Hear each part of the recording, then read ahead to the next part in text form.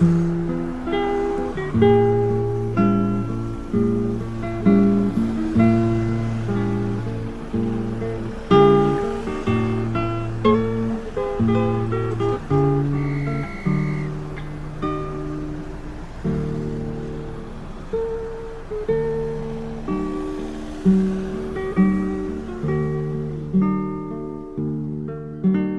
e cultura nas imagens da cidade. O que nos ensinam a arquitetura, as cores e as formas?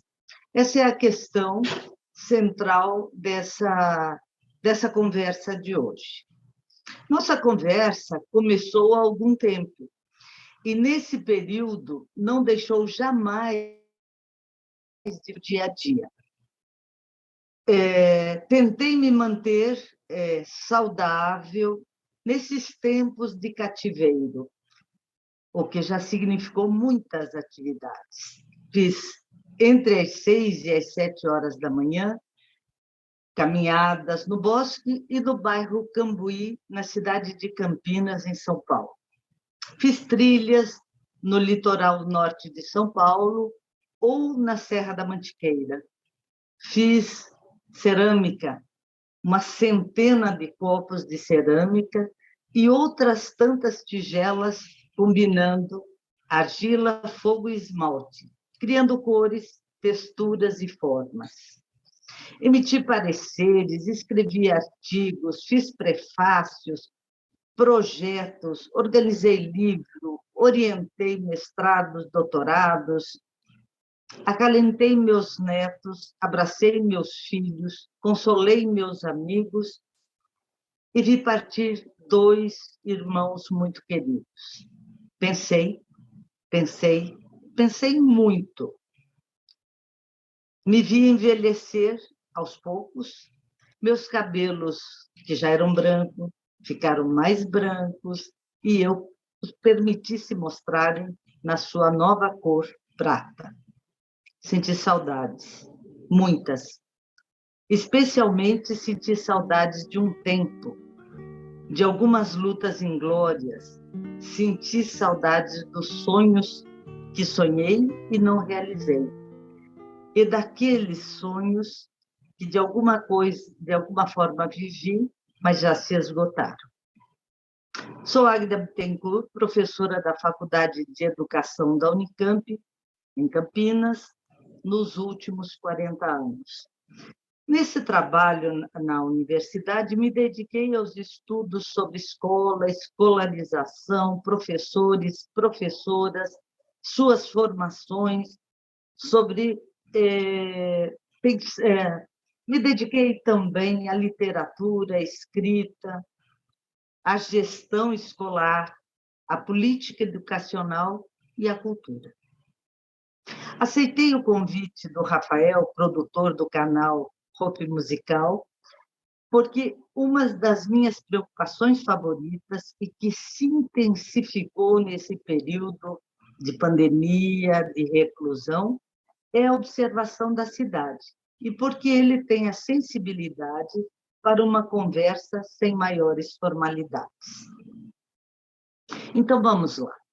Da varanda do meu apartamento, ou nas caminhadas solitárias, nas manhãs campineiras, eu me detenho a observar uma casa, um edifício em construção, o movimento da sombra de uma árvore, os caminhantes e aqueles que dormem ou que despertam, que andam pelas calçadas. Os objetos da minha observação, por vezes, se convertem em imagens que se somam ou se repetem indefinidamente. A partir do convite para fazer essa conversa, foi necessário selecionar e classificar essas imagens, que se somam, como disse, indefinidamente. E quais seriam essas que comporiam, ou que entrariam na linha discursiva desse programa?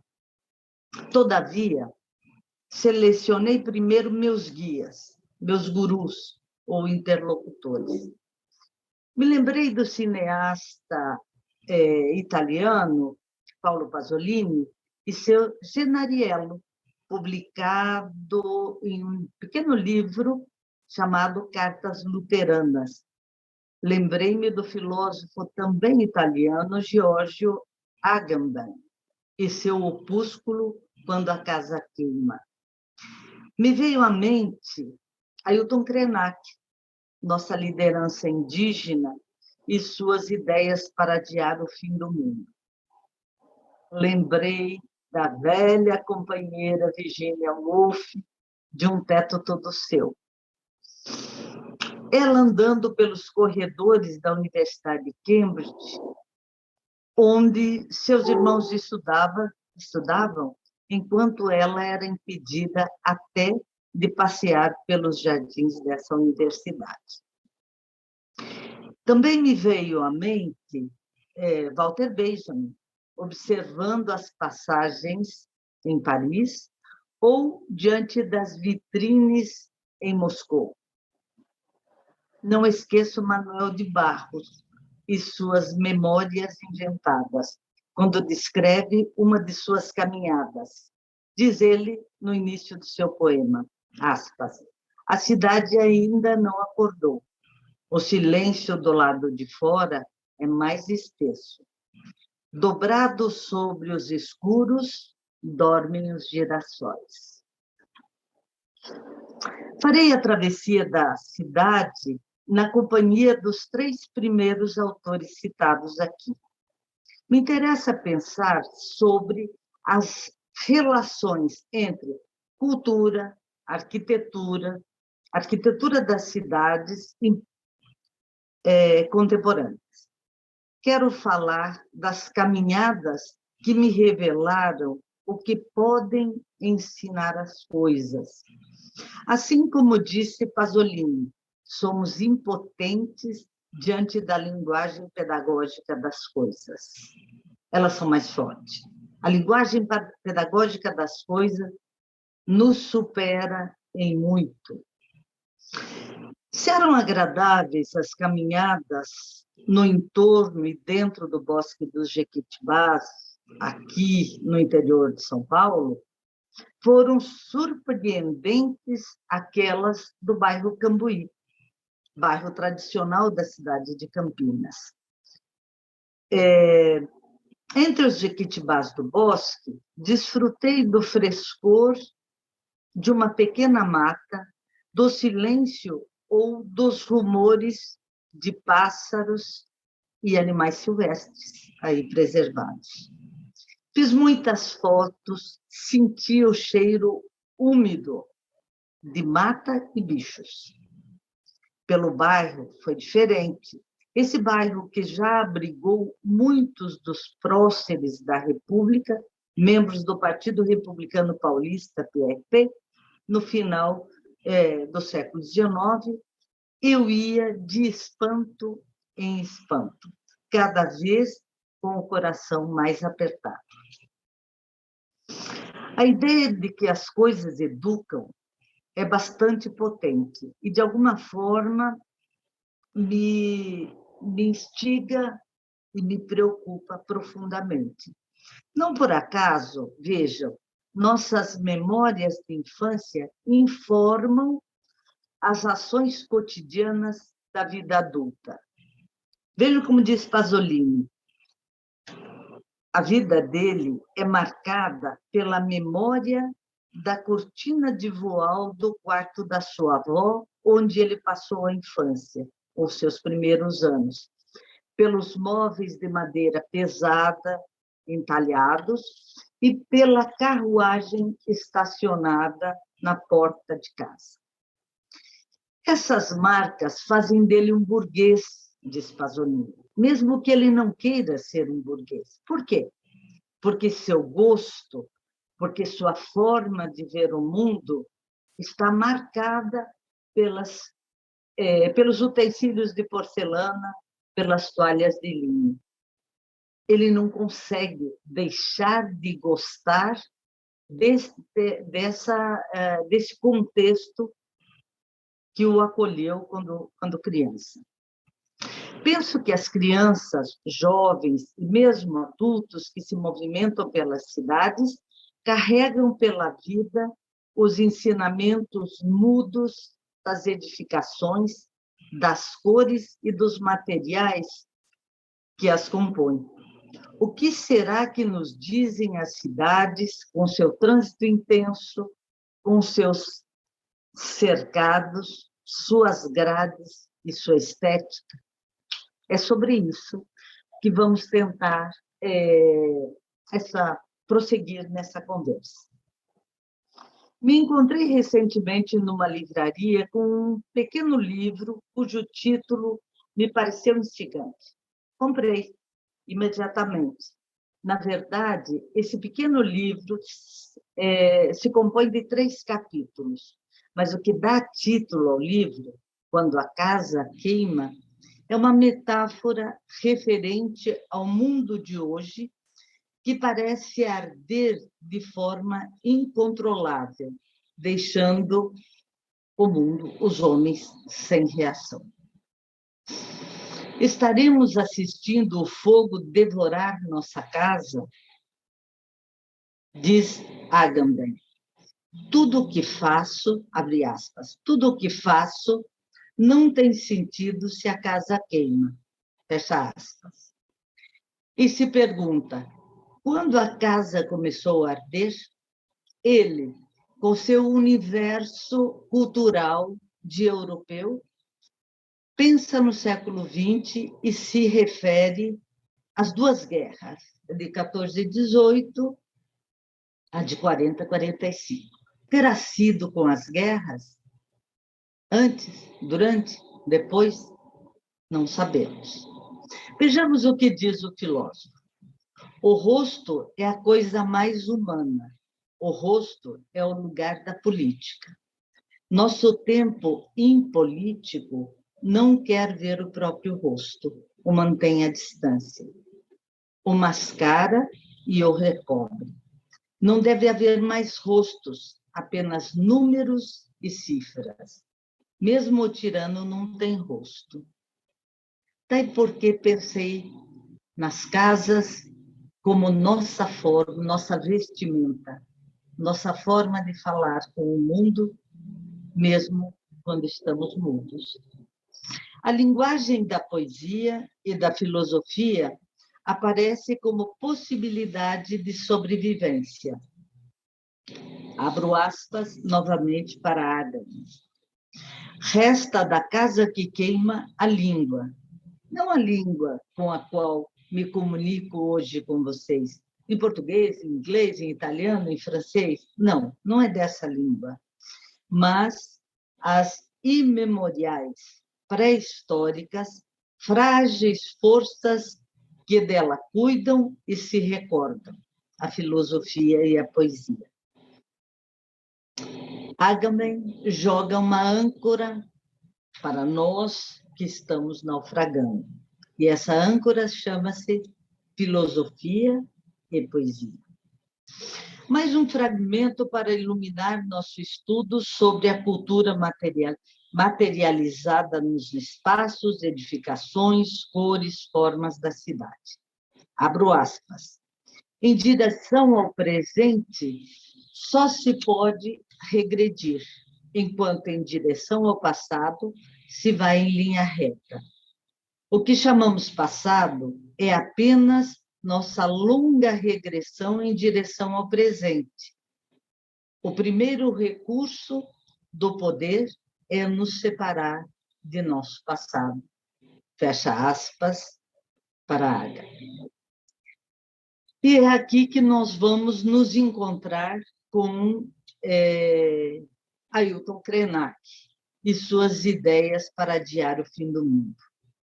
Ele não só consegue, ele que só consegue explicar sua concepção de mundo colocando no centro de sua reflexão os antepassados e suas narrativas.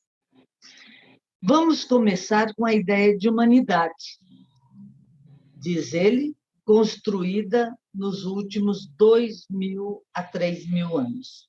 que é, então, humanidade? Humanidade, por vezes, é confundida com civilização associada às concepções dos brancos europeus. Krenak se pergunta se somos mesmo uma humanidade, uma vez que 70% da população do planeta está fora dessa humanidade. E agora abro aspas para Krenak. A modernização jogou essa gente do campo e da floresta para viver nas favelas e em periferias, para virar mão de obra em centros urbanos. Essas pessoas foram arrancadas de seus coletivos, de seus lugares de origem e jogadas nesse liquidificador chamado de humanidade. A imagem de humanidade como um liquidificador de gente me parece de uma potência indescritível. Sua reflexão vai mais longe, e aí encontramos sua concepção de natureza. Sua frase é lapidar. Tudo em que eu consigo pensar é natureza.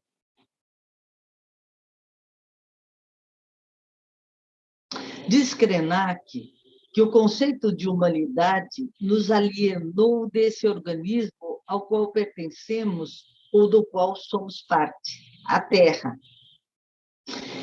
Essa é a cosmologia dos povos originários, pelos quais falam tanto Ailton Krenak como Davi Kopenawa, entre outras lideranças destes povos.